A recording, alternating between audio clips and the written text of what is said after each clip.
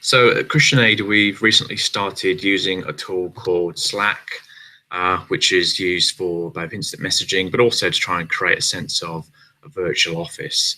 And I'm just going to talk through very quickly how to access Slack and some of the key features and ways that we've been using Slack so far.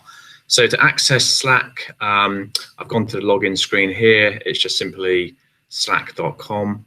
If you haven't used it before, you can ask Slack to send you the login details.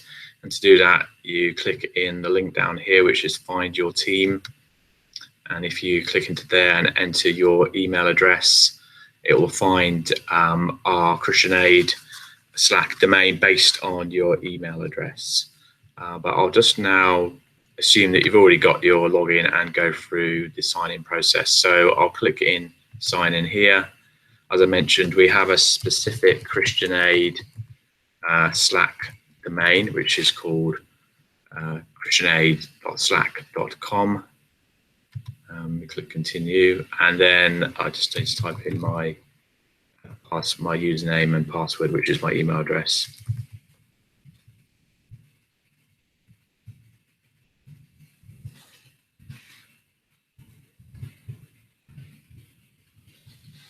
And sign in.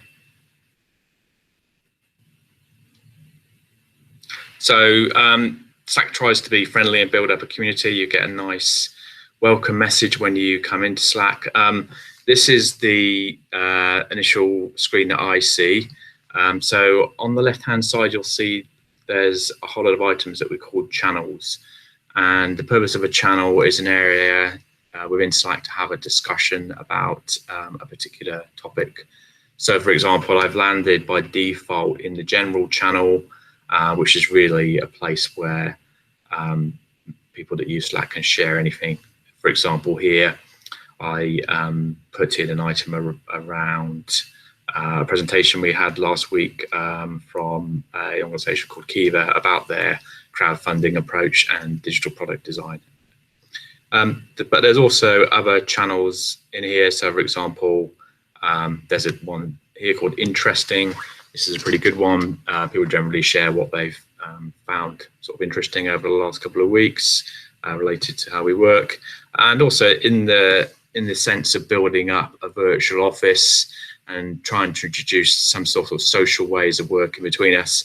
There's also a channel called Random, where people generally share fun things that they've seen or anything that's sort of like taken their interest recently. So that's just an introduction to some of the sort of general channels that everyone has access to.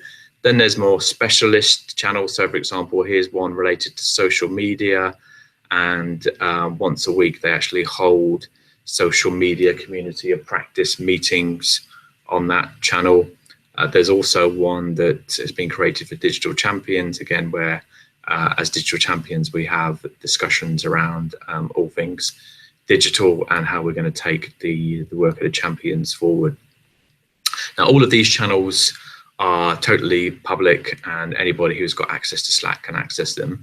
If you did want to have a discussion with a more, I guess, confined group or a private group, you can actually create private channels.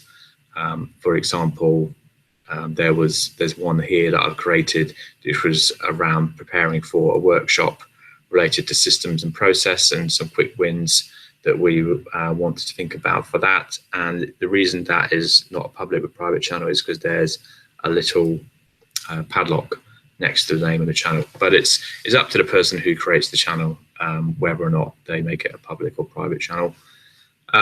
There's also the option to send actual instant messages to other work colleagues. So down here, I've actually set up, or I've sent some instant messages to a few of the colleagues that I work with, and that just sends them a direct message via Slack. So that's a very quick whistle-stop tour of Slack. I'll talk a little bit more in the future slides around how we sort of recommend or best practice around using Slack and some of the other tools such as news feeds. Thank you.